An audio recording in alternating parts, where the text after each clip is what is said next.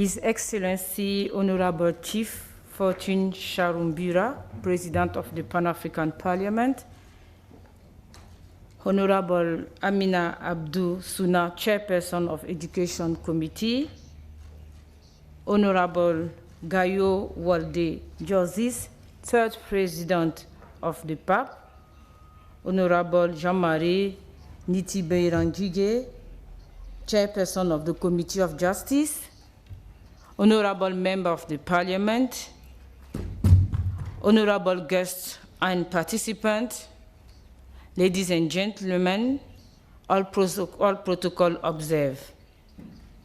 Good morning, everyone. Bonjour à tous.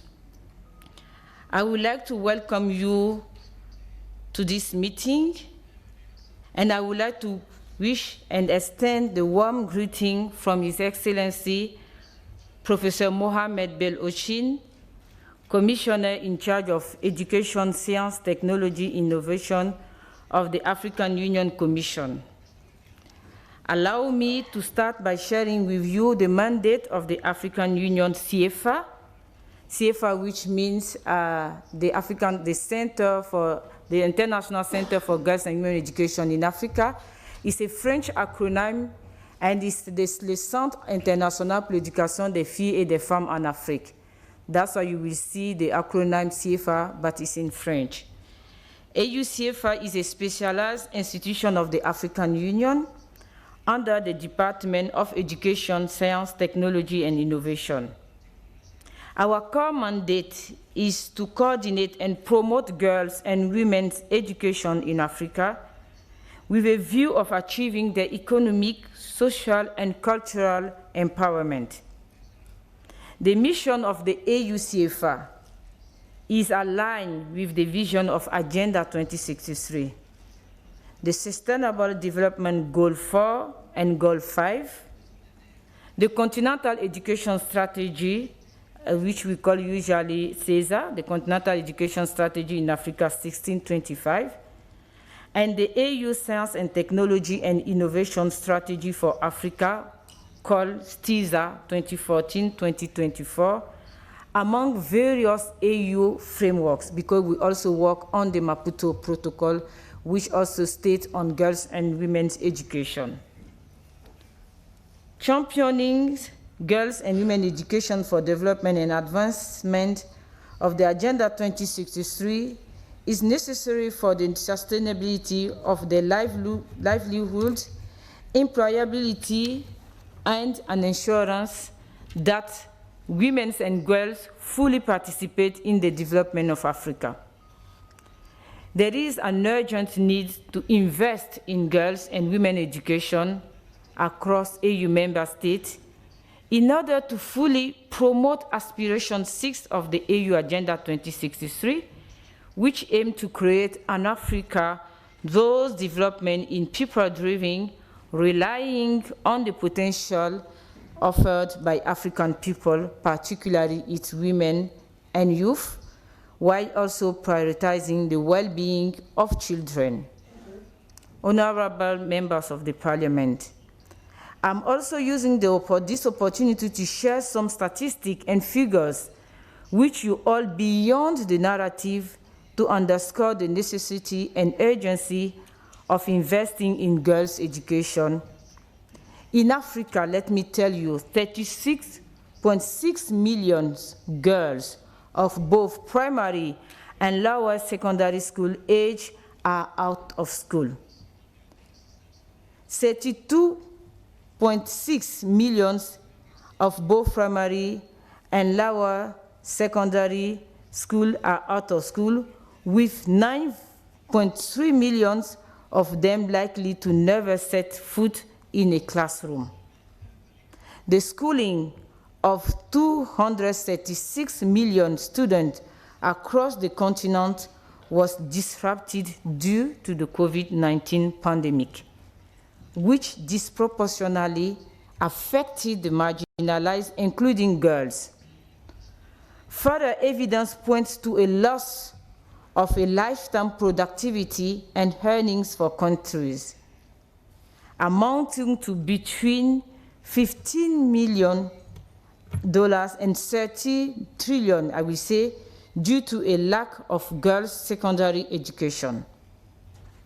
This demonstrates how girls' education is not only a socio-political issue, but an economic one as well.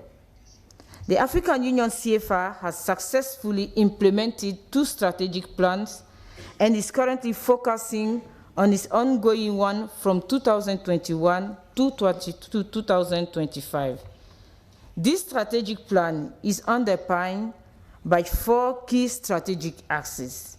The first one is the gender-responsive education framework. The second one is curriculum reform and teacher education. The third one is science, technology, engineering, art, and mathematics, and skills development. And the fourth axe is education in emergency and humanitarian context.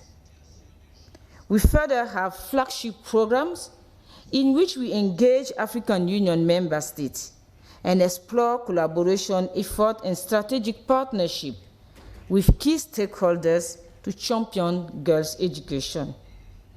We have, for example, the high-level dialogue on the margin of every AU summit. We have the youth capacity building workshop. We have the focal point meetings, focal point from Minister of Education. We have the education expert meeting, and we also like to recall some joint effort we made with the Pan-African Parliament on previous session, because this one I recall is the 4th session we are having now with the PAP. Since 2027, the African Union CIEFFA has been collaborating with the Pan-African Parliament in exploring initiatives for law enforcement at national level. The PAP and the Parliamentarians, especially the Committee on Education and Gender, have played a significant role in the production and dissemination of the compendium of regional institution legal instrument on girls and women education and its monitoring report, and I think you all have it in your file. Together, we have also conducted advocacy work for out-of-school girls reintegration, for the across to education for IDPs and the girls on the move.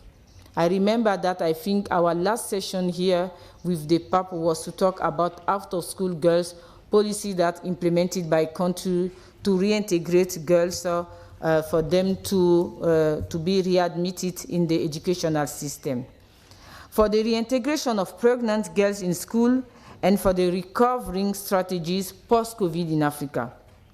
Honorable members of Parliament, the African Union CIEFFA is further supporting AU member states to adopt affirmative action and policies to encourage girls to return to school through the Africa Educate Her campaign post-COVID-19, which you will hear in detail about. A colleague will make a presentation on this campaign.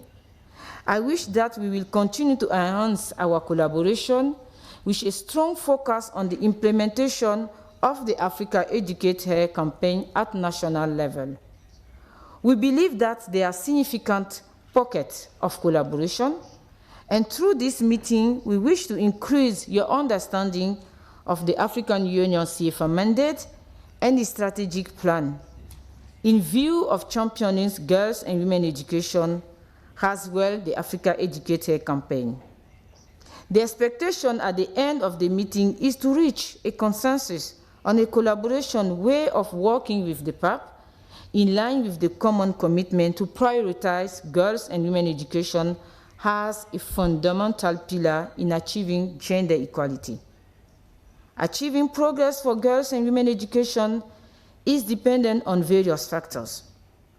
Strengthening partnership and advocacy driven by accurate and disaggregated data, as well as targeted strategies. If we synergistically formulate and implement relevant strategies, then Africa will achieve its ambitious gender equality goal and become prosperous. I wish us all a productive meeting and fruitful conclusion. I thank you. Merci beaucoup.